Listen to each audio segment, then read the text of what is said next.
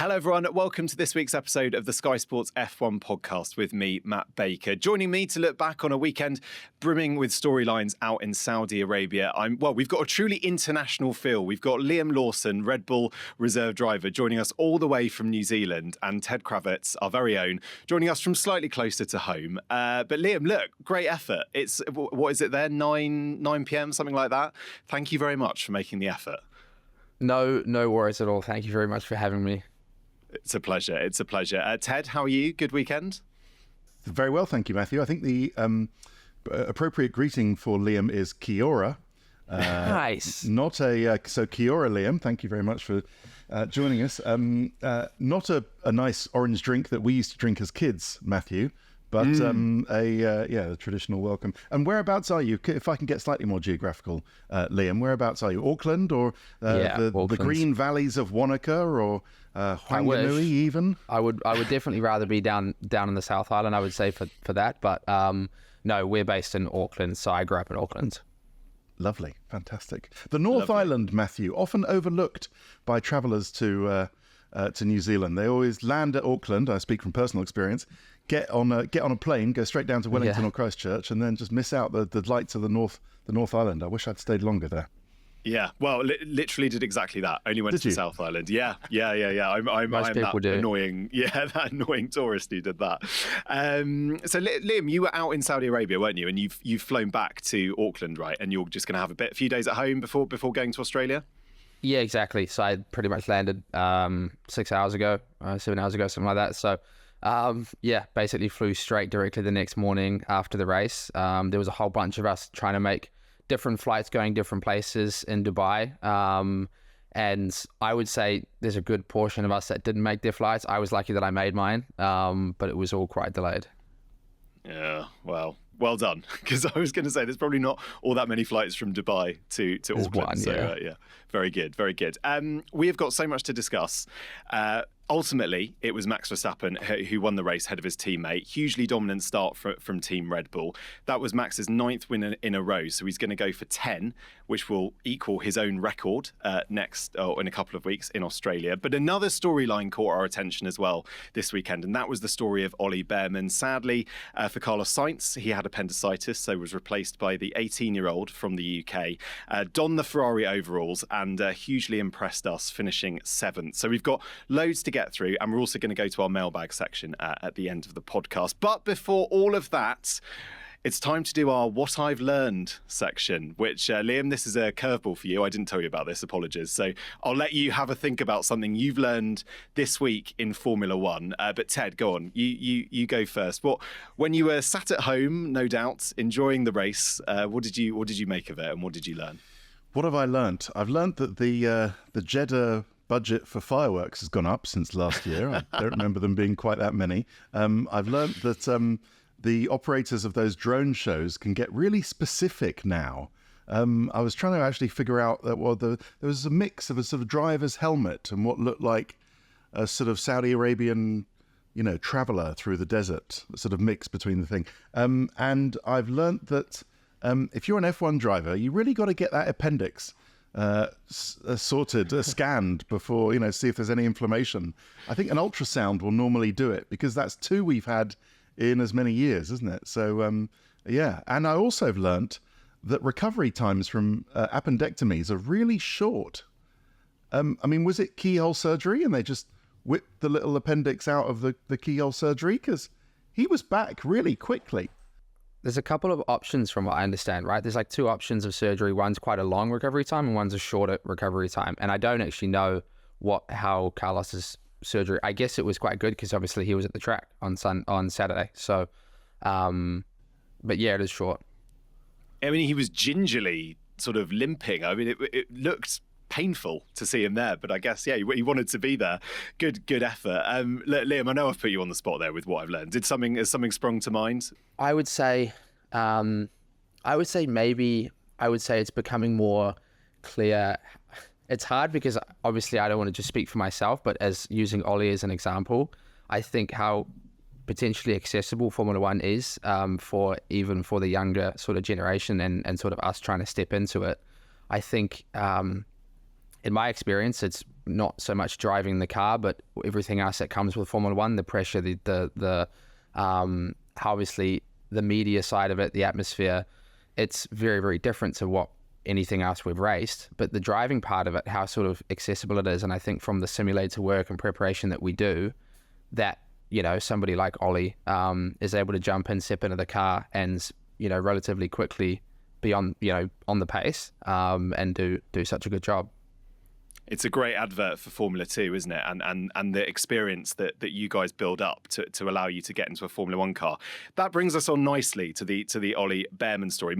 Incidentally, what I learned was how to pronounce Ollie Bearman as Bear Man. He said this in the press conference, which was quite funny. Didn't understand why there were so many issues with how to pronounce his name. Was it Bearman? Was it Bearman? It is Bearman.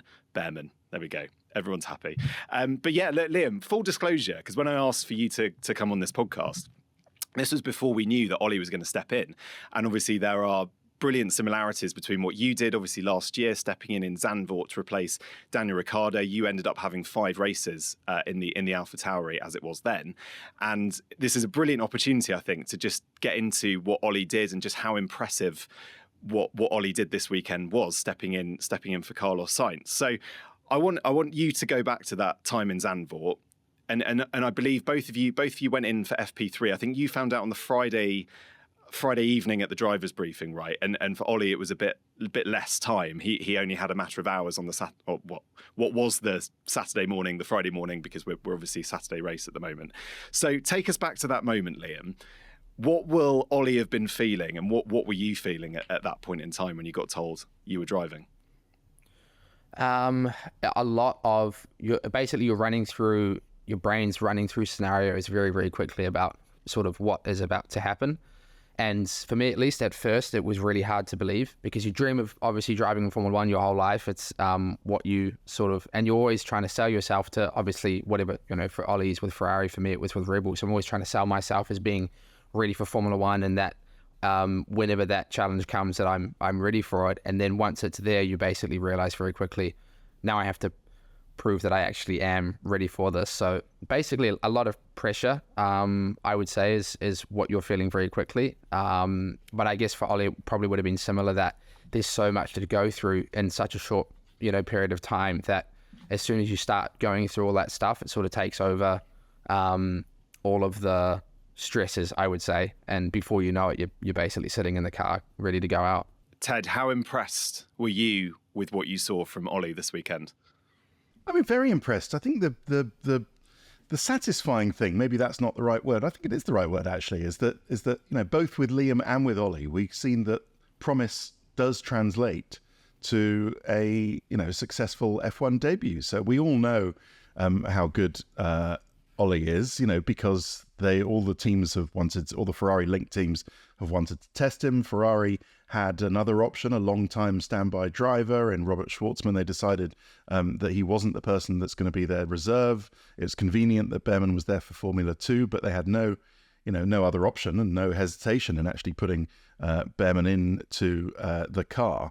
And so there was obviously potential there. He'd qualified on pole for the F2 race, unless I'm mistaken, Matt. And so he's obviously at one with the circuit. But then to see him sort of that satisfyingly translate into points, and knowing that, you know, all the promise and potential that we knew Liam had before that day in Zandvoort, and then was successfully translated into Formula One, it's just nice to see that there's not a huge block to that actually being, you know, demonstrated on track. But I'm interested, Liam, tell us about that free practice 3 session, because they pretty much, I'm trying to remember what they did with you. You were sort of 3 or 4 minutes into the session, they got you out, put you on a durable tyre and just let you run. And that's almost what they did with Ollie, but they were still doing some setup stuff. Did you sort of inherit a setup and you thought, I'm fine with that, I just need to know the sort of switches and toggles, or did you actually just go out there for the running and the experience in FP3?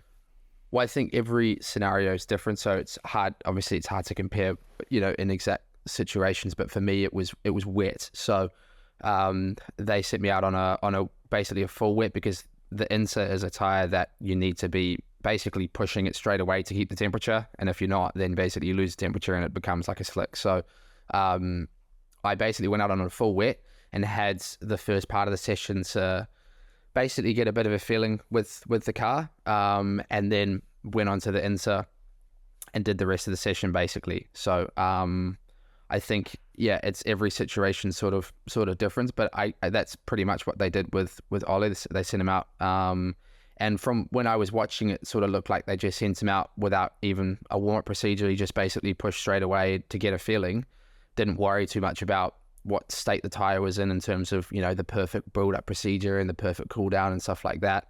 Just drive and get used to the car, because the biggest thing with any car, and I think the faster the car, especially with Formula One, the main thing that you need to have, and what sort of, I think, affects drivers' performance, is if you're not 100% confident with what you have underneath you, and every time you're entering especially like a track like Jeddah, a really high speed corner, and you're basically at 99% of confidence, you lose so much lap time in Formula One that you just need to be at that sort of at one with the car, if anything. And that's the hardest thing to basically get used to, and that's just what takes a bit of time. And what about, Liam, the technical preparation in terms of what has to happen? Obviously, like, Ollie will have had a seat. You will have had a seat, just sort of waiting in the wings, and your helmet and your overalls and all of that kind of stuff. How does that happen? How easy is that process to change in from one driver to another? Well, you basically have, I guess every team probably does it the same. We do a seat at the start of each year, a full basically driver position set up. So they have your pedals, everything, your positioning set, and they measure it all, and they have it basically, I guess, written down. And then when you step in, they basically just set it up to exactly how you're sort of comfortable. Well, that's the other thing is, with anything, with any car that you step into, whenever you make a seat, at least in my experience, you make a seat, you feel really comfortable, you go out on track, and there's always something that's not quite right that you have to then further adjust when you drive. So I think that's normally what happens, and it's what happened with me. And I would say it's probably what happened with Ollie as well, that he would have done a session and been like, oh, you know, we need to adjust this, but then you're just stepping in and qualifying. And just for people at home who maybe aren't aware of how Formula One seat works, can you just explain the process of making a seat, and how do you make adjustments to that seat? I mean, I guess probably teams do different procedures, but the initial form of the seat is done with basically a foam, like a mold that basically starts as like a liquid, and you mix two sort of chemicals together, and you sit in a bag basically, and the seat forms around you. So you sit and you hold yourself in your ideal driving position, and then over 10 or 20 minutes, that foam basically expands, grows around you, and then hardens into a seat, and then you basically cut it to exactly how you want it, so you have enough arm room and everything like that to move and where you're comfortable. And then normally it'll get scanned. Normally it's after you drive, because, you know, if you do have those sort of things that you need to change, you're not going to know until you drive. And then once you're comfortable, it gets basically turned into carbon. And then you just sit in this carbon shell of your body, right? It's exactly molded to you, because there's very limited suspension or comfort. Yeah, and it's rock hard, and it probably sounds really uncomfortable, but it is super, super comfortable. So when you have a good seat, it's the best feeling in the world. When you have a bad seat, it's absolutely horrible, and it's something that can really affect. Every driver is different, but if you know, in my experience, if I don't have a seat that I'm 100% confident with, you lose feeling of what the car is doing. You lose like performance. You lose what your sort of the connection that you have with the car and how it's moving. It can really affect it. Wow, very, very interesting. Ted, what about the pressure that Ollie will have been under? You will have, I'm sure, in your time in Formula One, seen this happen a few times. What kind of pressure will Ollie have been experiencing? Well, there's media, isn't there? I mean, from the minute he was told he was going to go into that car, there were cameras outside the Ferrari hospitality building where he was waiting to go into the car. It's a real scrum, isn't it? How impressive was it that he stayed on top of that and seemed to take it all within his stride? I imagine, you know, it's sort of a bit of a shock. And Ollie actually alluded to this. I'm sure Liam would agree. Come from a F2 paddock, which, with the best will in the world, you're probably only going to have 2 or 3 TV crews. There's, you know, one doing a kind of Drive to Survive, sort of behind the scenes for Formula 2. I forget its name. We show it, don't we, Matt? Chasing the Dream. Chasing the Dream. There we go. Yes. Thank you very much. Yes. And a couple of other crews. And, suddenly you're going into this thing where you've got sort of, 50 TV crews and a load of reporters just looking at you. I think it probably helps, I don't know, we can hear from Liam in a sec, to shut it all out and just to, it almost helps just to focus on, the minute things you need to do, whether it's steering wheel settings or, what was the padding issue that Ollie had in FP3? Do you remember? He said, did Ferrari build up a bit of padding to protect his neck and he didn't like it? It's really funny because when I saw him say what he basically complained about it and they took it out, I knew that very quickly he would probably want it back in. And if you look after the race, he's dented the headrest because his neck is so sore. So basically in Formula One, you have extreme G-force, and as a comfort thing, you want basically, if your neck is strong enough to cope with all the G that you pull, which is really hard to achieve, and it's something that you realistically you can't achieve until you drive full-time in Formula One. Even if you do all the neck training in the world, you can help it, but you're just not adapted to that kind of G-force in a race car. So, and it's exactly what I had. I had the same. You can basically have different options for, some of it's a little bit for aero, but it's basically your sort of head support, and it means that if your neck's giving out, you can just touch the headrest a little bit. It's not ideal because you actually lose a bit of feeling of the car, but it's there just for that little bit of support if you need it. But what happens is sometimes you hit a curb and your head bounces into one of those sort of things. Your head just bounces in the headrest, and there's nothing you can do about it. You can't stop it, and it's really irritating, but it's because your neck's not strong enough. So I guess, I don't know if Carlos had it in or if they just put it in for Ollie, but he complained about it very quickly. But at that point, he hadn't done enough laps to really feel the effects of the G. And I think he probably, in the race, I don't know if they put it back in or not, but he probably wished that he'd had it in there. Yeah. And how much of a distraction did you find the media was? And did you notice, we were going on air, I think, for qualifying, and the guys from Sports Signage were still putting up the Ollie Bearman sticker that they'd had made very quickly overnight above the Sainz thing. I would imagine he would have only noticed that maybe, after going to the grid and walking back to the garage. It's like, oh, right, they put my name up. That's cool.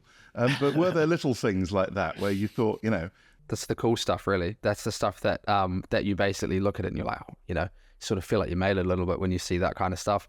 But arguably that's the toughest part about stepping into Formula One. I would say for one of the hardest things for me, and I'm sure for Ollie as well, is exactly that. The attention that comes with it. The driving part is one thing, but we spend our whole life preparing and driving cars, go-karts into race cars, and then obviously preparations for Formula One, that the driving part itself is not really the hardest part about it. It's everything else that comes with it. And one of those things is basically the media attention that you get.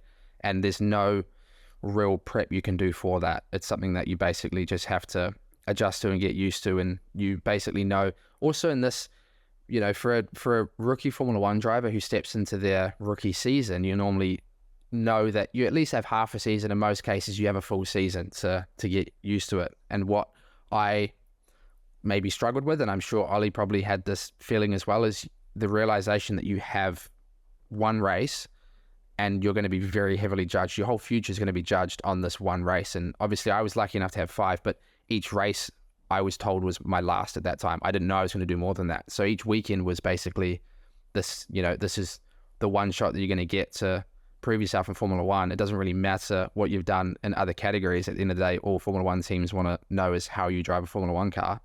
And your whole future is basically based on how you perform. Incredibly cutthroat. I actually watched your Drive to Survive episode, Liam, on the plane yesterday. So it's quite funny. When you're flying back from these races, you are on a plane. I was sat there with someone from Aston Martin next to me, someone from Mercedes on the other side. They must have thought, God, this guy loves his Formula One. He's just spent the whole weekend. He's just spent the whole weekend working on it. And he's now sat there watching more Drive to Survive. God, I mean, come on, mate, get a life, But anyway, I watched it. I thought it was a brilliant episode. And I was actually really touched by your dad's, your whole family were obviously there, particularly in Singapore. And I really felt a bit like with Ollie, his dad was in the garage watching. He sort of felt every moment. And I think your dad, I imagine that must have been a really special moment, particularly in Singapore, obviously, when you got your points. That must, what were the conversations you had with him afterwards? What were some of the things we didn't hear on Drive to Survive? That must have been really special. It really was. Obviously, it depends on your sort of situation. But for me growing up, my family, my whole family, my dad, my parents, but also my siblings have made massive sacrifices for me to be able to go and compete overseas and sort of, chase my dream. And it's sort of, my dad's dream as well, I would say. It's something that he obviously sacrificed a lot for me. So to have him there in that moment and have basically both my parents there was very, very cool. But Singapore was also a bit tough because honestly, all of those moments were they were really special, but in the back of my mind, it was really hard to enjoy them because it was that Saturday right before qualifying that I was told I wasn't going to be driving this year. So obviously I was in Formula One, I was trying to prove myself, and I knew in the back of my mind that they were probably going to pick Daniel and Yuki for this year, but I still felt like I had an opportunity to maybe change that decision.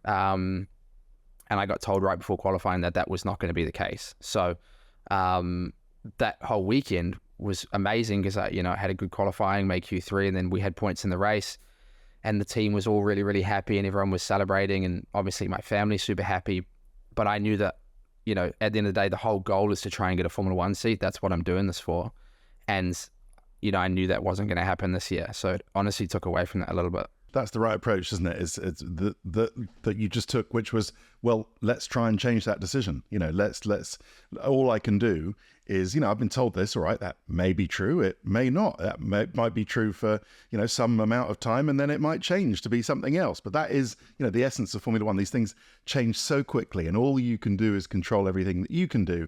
And that's what you did, Liam, which I thought was particularly impressive in those following races, was just to, control the controllables, perform at your maximum, which you did, impress everybody, and know that, like Ollie Bearman, you're the two next sort of names on the list, really, coming in. You've jumped maybe some others that might have thought they were sort of next on the list, and Lawson and Bearman, we know are kind of proven packages now. There's no doubt, and that's an interesting thing, that he was able, even at the age of 18, some people might think, well, that's a bit young for Ollie.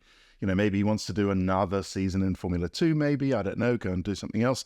But they know now that he can handle that pressure, that, you've got Lawson and Bearman, next two drivers, ready to step into the seats. But was that Drive to Survive experience? I mean, take us, slightly behind the scenes of that. You're wearing a mic, you're aware that there's at least one camera crew and probably, camera person and a sound person there. There might be a sort of fixer there as well. So it's not real life, is it? You're aware that they're there, but are you just thinking, well, let's just give them something and then maybe they'll go away? Or do you just sort of talk completely normally? I mean, we're horrified, Liam, when they come and film us. We're like, no, go away. We're in your... I think the sit-down interviews, obviously they're interviews, they're interviews, but quite often you do little pieces where they'll stick a mic on you, and sometimes they won't take it off you straight away, and you actually forget that it's there, and those are the times that when you realize, you're like, oh my God, what did I say? And sort of things like that. And sometimes you don't know when somebody else is wearing a mic either, and you're having conversation with the people, and then I watched the episode in the situations where I was like, I didn't even know that was being recorded. So it gives a very good insight behind the scenes, I guess, a more real sort of behind the scenes of what's happening, which is probably really, really cool. And they definitely don't hold back on the questions in those sit down interviews as well. You sort of you go in the room and you talk to everybody before the interview, and it's all really nice, and you sit down, and as soon as the camera starts recording, you just get thrown out with these big time questions that honestly some of them are pretty direct and straight to the point. So give us one, Liam. Give us an example. For me, the questions were, really about the seat and why I wasn't getting chosen and how it made me feel, and things like that, which they used some of it, obviously, in the episode, the sections where I sort of basically told, I said that I felt like it should have been me, but that stuff there, they were, sometimes, you don't get asked that sort of direct question. Yeah. Ted, yeah, I mean, probably best not to ask Matt what they asked him to elicit a response. It probably had something to do. But you know what? One of my big takeaways with a certain Dr. H. Marco. Yeah. But anyway, no, I mean, you know what? Sorry, yes, your takeaways. Yeah. No, I was going to say one of my big takeaways from that episode, Liam, was the candour at which you spoke, and I think actually hearing you guys speak so openly and honestly is way more what people are after now. You know, rather than the kind of media answers that people trot out time and time again, very neutral, actually hearing genuinely what you think, I think engages an audience way more than, you know, just pulling out the same platitudes day after day. I think obviously to a certain extent where, you know, over the years you sort of get media trained and you learn, you know, the right things and wrong things to say in most cases. But, you know, obviously I'm fighting for my career at this point, and they somehow figure out the right questions to really get those answers out of you. And did what Ollie say about afterwards, before I forget, Matt, can I ask this, about how you feel that on Formula 2 it's the drivers, you know, well on top of the car, and you're just sort of you're driving to whatever the car can do, and no one will be able to outdrive the car. But then in Formula 1, was it different because Ollie was in a Ferrari and you were with the best will in the world to last year's AlphaTauri? But did you feel that the car was driving you a little bit, and how quickly did that change that you were completely on top of the car, if I can ask? I think the thing that was hard about our situation is because of where we were, because of where AlphaTauri sort of were in the championship, you know, to even score a point at that point, they had 3 points to basically the team's name. They were actually last in the constructors. So it was, if I was a little bit off, if I was just a couple of tenths away from Yuki, I was last in the standings. So that was probably the hardest part about that whole experience, was each, you know, practice sessions and things like that was, you know, I really needed to be completely on the limit. There was I couldn't, if I made a small mistake here and there, it would basically really affect, which is sort of what you see with more of the midfield teams is what sort of happens. So, but what's clear with Formula 1 is there's so much more that you have to do operating the car. It's not just in Formula 2 and in most categories outside of F1, you have very few things you can change on the go. It's mostly just driving the car. But in Formula 1, you have so many things that you can adjust on the go, not only what the team's sort of telling you, but we have performance settings in the car that we can change corner to corner to try and help things out. And that's the bit that I think what's really, really cool about it, and is maybe something that relates to more the cars sort of driving you, because there's so much you have to do. Fascinating stuff. We really could talk about your experience all day. There's so many more questions. But I think we should move on just to talk a little bit about the race and Red Bull and their domination, Liam. And I know that's something you will have experienced. I'm curious to know, in your role as a reserve driver, when I saw you on Saturday, you were in your RB Visa Cash App kit. But how much time have you experienced with the RB20? Have you been in the sim for the RB20? What were kind of some of your feelings about just how incredible that car is with what Max is able to do at the moment in it? I think I was pretty aware that it was going to be, it was going to be competitive this year, in a way almost like last year. Obviously there's always a lot of talk and hype over the off season about, potential teams coming closer, and obviously everyone's always developing, but at the end of the day, when everyone's catching up, Red Bull are also developing and almost, moving away at the same time. So it's more last year when we did some of the development for the car that I spent quite a lot of time in the simulator, and sort of knew the performance gains that were coming end of last year, that obviously I knew that the car was already winning at that point. So if we're, finding lap time in the sim for next year's car, it's going to be, it's going to be even quicker. So I think I had a pretty good indication that it was going to be very good. Maybe honestly not this good. I think the team are doing obviously a fantastic job. Ted, what about you? What have been your impressions of this RB20 this year? So the more I see it, and Saudi was quite good in that I didn't get to see prolonged shots on TV. Obviously, my job keeps me in the pit lane. I saw some of it in testing on the TV monitors, but even on my not very good, only just HD TV, just to sort of study what they were doing, the whole package of the RB20 makes more sense to me now. And I know, I've focused on the little vertical inlets there and the sort of, F-18 style, Concorde style air intakes underneath that crash structure. But the more you look at it, the more that all makes sense. And the more you think, okay, right, that's a bit of a red herring, because yes, they're rather cool, and how they literally cool the car is quite clever with the little inlets going in either side of the halo. But that's all just to make, the mother and father of all undercuts underneath that side pod, and then on the top of the floor to make that floor. And I'd love to see, the bottom of the floor. Hopefully for Max and Checo's sake, they won't have a crash and we can get pictures of it. But that must have been an area of huge improvement and development as well. So the more you look at that RB20, the more it kind of makes sense, and the more little details that I see actually watching it on TV. So that was actually quite valuable. But what I think that it was clear was that, 5-second penalties for borderline unsafe releases, not a problem, which is a nice position to have.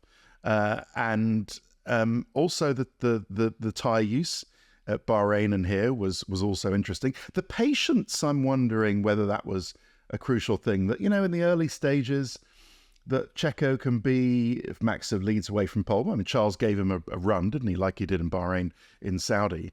But once Checo didn't manage immediately to get into that second place, knowing that you can have that patience, know that you're going to get by eventually. And that stable and efficient aero platform leads to kind of more optimized tyre wear. And that's something that Max was talking about after the race, that actually it's really good on tyre wear. Will be different to see in Melbourne what happens, and then Suzuka and Shanghai. But yeah, it's a car for all tracks, a car for all conditions at the moment. And Rachel asked, didn't she, Matt, Max, what do you need to still work on? And he said, well, the usual setup sometimes isn't exactly in the window when we get to a circuit, and then tires and stuff. But yeah, it's such a good car, and I'm just waiting before we get our opportunity to sit down with Adrian Newey or Pierre Vacher or Ben Waterhouse or whoever, and just, how did you do that? That's the kind of question. Yeah. Where did those ideas come from? Was it just to get this huge undercut, and everything, moving the cooling and the side pod entry was to allow for that? It's like, right, I want this massive undercut where I can basically put my suitcase in it. It's so big. And how are we going to do that? So, well, you can't put the side pods there, and you can't put the cooling there. You can't put, let's move that. It's like, okay. But yeah, the rest of it. So yeah, hugely impressive car. It seriously is. It seriously is. And Liam, what about Max's performances? What are you, as a reserve driver, I imagine part of what your remit is to observe other drivers around you and to try and pick up as much as possible. So obviously, Max Verstappen, not a bad person to do that from. So what are you seeing in his driving? How is he able to be so far ahead of not just the field, but also his teammate in the same car? Yeah, obviously it's a great opportunity to be. Obviously, if I could choose any team to be with, I would definitely choose this one, because I have basically direct access to all of the information and I guess almost exactly how he does it and how the team obviously does it as well.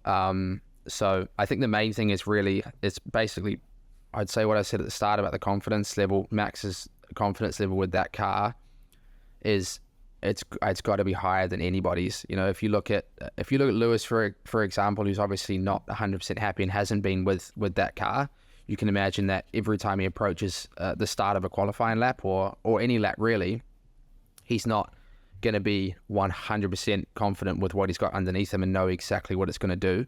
Whereas with where Max is at right now with the Red Bull, the car is in such a good window and he's so comfortable with it that basically the best way to see it is when you look at his qualifying lap from Jeddah, he doesn't miss an apex and he gets so close to the wall in places. Turn 4, I'm pretty sure he touched it on the inside, which is extremely difficult to do, to be that precise.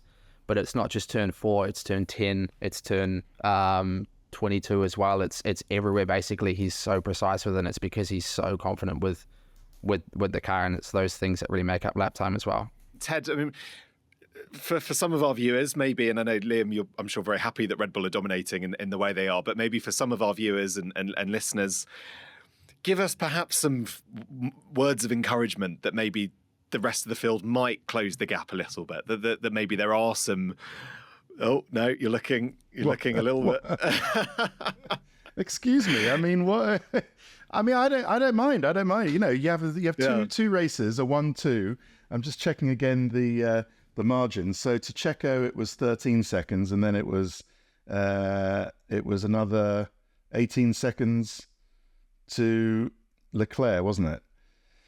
So I don't really hold out any particular, optimism that people are going to close up. I think they will develop. The Red Bull will develop like everybody else. They have their development plans. It's only a launch car, a race one car at the moment, because of course we've just had testing, then we've had Bahrain, then we've had Saudi all back to back. So I'm expecting them even to stretch their legs in Australia, and Suzuka. I think Max can win by that, that legendary 25 seconds or more. But do you know what? I feel differently in a sense about any Red Bull domination and hopes or fears for a competitive season this year. I think they often say it's the hope that kills you. And while last year I thought, second year of a new rules generation, maybe it's going to be a bit different and Ferrari will get there. It's like, no, it isn't. That's a dominant car. And actually, I hold out very little hopes for anyone catching Red Bull this year. And that's fine. Because as long as you know that going in, then you reassess where you're going to see the interesting fight. And that fight, assuming that Max qualifies on pole and disappears off into the distance, that fight between Checo, who seems like he's gaining on a good weekend, can get a comfortable gap, absorb the penalties, as we said, and Charles and Oscar. I thought that was interesting coming in. Fernando had a good race. While we see sort of Mercedes drop down, maybe, or certainly on the evidence of Saudi, seeing those other guys coming in, and if Carlos can hopefully recover quickly for his sake for Australia, for them to fight with Perez and that position for second is something I'm happy to watch. But no, I don't think I hold up much hope for anyone challenging Max for another championship. But I think we kind of knew that already, didn't we? Yeah, going into the session. But again, I think it's all credit to them. They deserve exactly what they're going to achieve. But can I ask one more question to Liam, Matt, about that about that race day morning? How quickly does that go? Did that, if you can cast your mind back to Zandvoort, the first drivers parade where you're thinking, oh, this is a bit different, and then do you have a little rest? Do you know what to do? Do you transfer your F2 routine pre-race into the F1 thing, and then you've just got an extended grid? How did that work? You basically, I try not to have too many things sort of like routine because I don't want to basically have too many things to hold, to remember and hold myself to. And if I forget one, what that's going to do. So I probably have one thing that I consistently do before a race that basically I've been doing since I was a kid, since I was getting into go-karts, and it's the reason I do it. So I only get in the left side of the car because when you're in a go-kart, the engine's on the right-hand side. So when I'm a 6-year-old kid, I always got on the left. So I kept doing that. And I listen to music. Everybody has their own thing, but I listen to music before races, which, you have plenty of time in F1 to do. You're kind of forced to, because when you're on the grid and they've obviously normally have like a DJ or somebody playing before you're getting in the car, it's obviously in the background. And at least in my experience, I was more nervous and more stressed about the qualifying day than the race. I remember waking up on race day and actually feeling probably quite a lot better about it, because in a race you have more opportunity to sort of to learn things, and I felt less pressure, at least. So obviously I was very nervous on the grid, but the other thing that I've learned is no matter what you're racing, whether it's Formula 1 or whether it is go-karts, the second that the lights go out and that race starts, it's a race, and like any other race, you're basically honestly, whatever you're feeling before those lights go out, as soon as they're gone, it snaps out, and you're basically in that zone that you fall into when you're in a race. That's a good description. I wonder if Ollie Bearman, Matt, will reflect, just like, I did all that, but it was in a Ferrari. and that is quite cool, isn't it? You know, I know he's been part of the Ferrari driver development for quite a while, and there was this whole thing about the number 38, which I assume he chose because it looks a bit like his initials, OB. But anyway, and then there are all these other Ferrari drivers who've driven the number 38, and it's kind of, you know, the magic of the red fire suit. But yeah, sorry to bring it back to Ollie Bearman for a minute, but no, I think it's just, you know, to all Liam, your credit and Ollie's credit, that, you know, at young ages, I know you're a couple of years older than Ollie, they can do it so easily and with such calmness, I think, was the thing for an 18-year-old guy. And Lewis saying, I thought that was interesting, didn't you? Lewis saying, I couldn't have done that when I was 18. But he looked so assured, didn't he? I would say that maybe the difference is our sort of development, the access that we have now, maybe compared to what they used to have, that we're doing a lot of this preparation from such a young age, that we're in the simulator and we're doing this sort of prep stuff. I know Ollie's been in a Formula One car obviously before as well, and we have the opportunity to do that with free practice sessions and things. So I think, we have access from maybe a younger age, and it hopefully does show that it's more accessible and that it's definitely achievable for younger people to get in and hopefully mix it with, obviously I'm arguing for myself, but hopefully both of us sort of show that that's more or less possible. Liam, while we've got you, I want to get onto our mailbag. We've got a few questions in for you at the end as well. But just tell us a little bit about your role at the moment and what your race weekend looks like. I mean, we were chatting before we started recording. You're going to every single race this year as a reserve driver. So take us into a sort of day in the life of Liam Lawson as a reserve driver. Well, I would say our role has more of an effect, honestly, away from the track than it does at the track. It's more basically back in the UK with Red Bull, simulator work basically for the team, sort of developing the car. Obviously, Max and Checo will basically come in for their simulator sessions, but they have only so much time they can spend in the sim because of all the other things that they have to be doing. So most of it is very much based on the weekend they're about to go into, the performance, the items that they're going to run on the car. But obviously, you know, they probably don't have as much time to test those actual items, which is where our role comes in. We have a lot more time to be there, basically develop, test all these parts. This works, this doesn't, and give, I guess, more or less a decent setup for Max and Checo or whoever's driving to come in and basically run before the weekends. And then on the weekend itself, it's we're there because we need to be, but I would say it's more of an opportunity for us to learn because we're sitting directly with the team. We have obviously the cans on for every session and have direct access to everything that's happening. We get to see everything, and it's probably more of a learning opportunity for us. You can always tell, Matt, when Checo's in for the Red Bull simulator, because he puts a selfie of him outside his Swiss Knightsbridge hotel. Does he? Did you notice yesterday? It's probably still on his Instagram. He takes a picture of just like London, and you can see the flag of the hotel outside underneath it. I was like, hang on, I know that hotel. That's in Knightsbridge. That, you know, what's wrong with the Travel Tavern, Milton Keynes? You know, where are you? You're gonna have to be in that simulator early. Why are you staying in West London? On the first train to Milton Keynes, yeah. Well, you've got to get to Euston first from Knightsbridge. That's not particularly easy. Got to go to Green Park on the Piccadilly line, change onto the Victoria. That'll get you to Euston quite quickly, I suppose, and then up. Is that Sergio Perez? Yeah, it's on the tube. Yeah, and then you got to deal with all that, exactly. Right, just before we go, Liam, I know it's getting late over where you are, so I'm sure you're probably keen to get to bed. We've got a few questions in for you, and maybe some for Ted as well. Let's see. First question from Hannah. If you weren't a driver, which other job in the paddock would you like to do?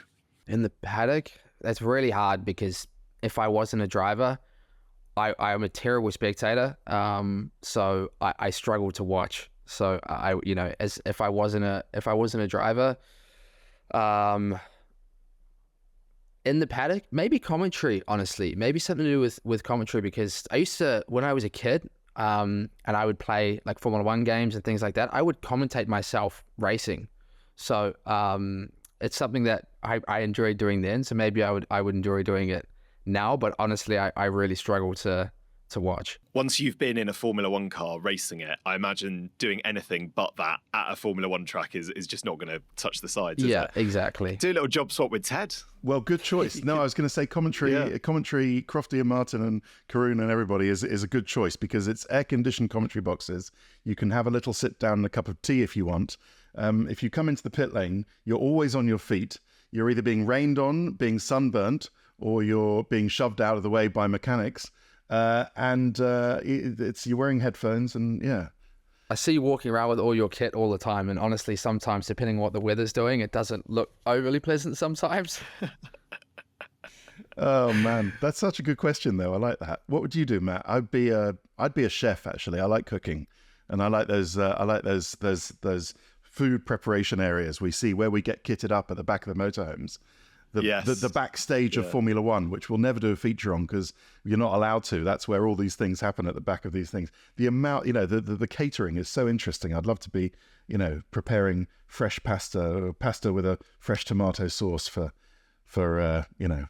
Liam Lawson or whoever. It'd be cool. But you'd also, Ted, have to source all these ingredients in these far-flung places they go to. Well, you know me, I love a supermarket. I'm always there getting my cheese of a weekend, so no problem with that. Another question, Liam, for you, which you might choose not to answer. This is from Charles. Would you leave the Red Bull family if it guaranteed you a seat in Formula One? Yeah, it's a Netflix question. That's a Netflix question right there. At the end of the day, I want to be. Obviously, my dream is to drive with Red Bull. I've been with them now over 5 years now. And believe it or not, when I was a kid, they were the team that I sort of dreamed of driving for. When I was first going to Europe, I saw other junior drivers. At that point, I wasn't a junior, but I always thought it was so cool that there was these younger kids that I was racing that were kitted out in Red Bull gear, in like their own miniature Formula One cars with Red Bull all over it. So. My dream is to drive for Red Bull. But at the end of the day, my dream is to drive in Formula One. So, it's a tricky one to answer. I think that's a very good answer. And yeah, of course, who would blame you or begrudge you if you get offered a drive somewhere and you chose to take it? That would make a lot of sense. Changing the tone, Basil would like to know, what hair products do you use? Your hair is very luscious. It's not clear, Ted, who this was directed to, but let's assume it was Liam. Come on, take us through the routine. Yeah, I can't actually. It's almost too embarrassing. No, it's not that bad. It's not that bad. Come on, you wake up in the morning. What? I wake up in the morning. I obviously shower. I do blow dry my hair. So which obviously to put it into shape, and then I have hair product that I put into my hair. And yeah, I've probably tried many different ones over the year, and I'm pretty set on the one that I have now. So very good. Ted, do you care to elaborate on your hair routine? No, all I will do is a big shout out to Australia and New Zealand, who do the best hair products. Every year I go to Stock Up in Melbourne because I have a product called Instant Rockstar, which is ironic given that I'm a sad old man who's not anywhere like a rock star. But it's very good. It's a paste clay, and it's very good for my kind of hair. Those are the best stuff. It's pretty similar to what I would use as more of a pasty clay. Yeah. Sort of look. Yeah. And proudly made in Australia. So I stock up when I'm there. Yeah, once a year. Speaking of Australia, that ties in nicely to the end. Obviously, we've got Australia next week. We've got a weekend off but before heading down to Melbourne. So, I mean, look, Liam, it's not a home race. Obviously, it's not a home race. But is it a race you always look forward to? It's obviously you're nearest to home, I guess. So yeah, it must be a weekend you look forward to. Yeah, if I was driving, it would basically be the home race. It would be the one that I would say most New Zealand fans would be able to get to. I raced in Australia as well a few years back before coming to Europe. So it's definitely one that I'm excited for. I actually didn't go because I had Super Formula stuff last year, so I didn't actually go last year, but I went the year before for the first time. I didn't go when I was younger. And it was a really, really cool race. I enjoyed it. I thought the paddock was really, really cool. Obviously, the walk-in, you have sort of direct access with all the fans on the sides where you can see everybody. And I think the track now, especially with the changes that they've made to it, it's super, especially for Formula One, it's super cool. Like being almost even a higher speed, at least on the sim, it's really fun. And I'm sure it would be super cool to drive in real life. Ted, last time you went to Australia, you bought me back a kangaroo. I did, Little yes. cuddly kangaroo. I did. So any plans to bring back another gift? Yeah, well, of course. I'll get you some Tim Tams, or I'll get you some... Thank you. Tim Tams. I do bring back some Radiant. They do some washing powder, Matt, which is a very nice scent. I bring back some Radiant washing powder every year. So if you want some of that, I'll get you it. Yeah, I mean, listen, Liam is going to be absolutely number one or man in demand. I dread to think your media schedule for next week, Liam. It's going to be huge. I'm not Daniel Ricciardo, but I'm sure it'll be one of the busier ones for sure. Yeah. Yeah. It'll be the star of the Melbourne Walk. Everybody wanting a selfie, and let's not forget, Liam's probably going to be the only. I mean, tell us who else was on that plane from Dubai to Sydney and then to Auckland or Christchurch, and that you're probably going to be one of the only drivers who's truly time zone acclimatized. I don't know how many of other. If Checo's in the sim today, Max will presumably be in the sim early before they go, but everyone else is going to be up at 3 a.m. and then not going to bed, and you're going to be totally got on the time zone. Yeah, be good to go. These are these distant flyaways are definitely the challenging ones. And in my experience last year, the ones like Singapore and places like that where we would go a couple of days early just to get acclimatized. It's really, really important. And it's really hard to do because of obviously the amount of races we have now. To be fully adjusted to a time zone and be comfortable is virtually impossible. Very, very important, I'm sure. Hard to operate, isn't it, Ted, without proper sleep? Well, it's harder if you're an F1 driver. Yeah, not a broadcaster. It's all right for us. Have a nap under the edit desk. Yeah. Very good. Right, Liam, thank you so much for your time. And what is it? Just coming up to 10 o'clock there, so we'll let you go to sleep if that's what you're off to do. And Ted, thank you very much. We'll see you in Australia. See you then. Thanks for coming on. Thanks. Lovely. Thanks for having me. No worries. Thanks, guys. Yeah, nice one. Cheers, Liam. We'll be back next Tuesday, but until then, bye for now.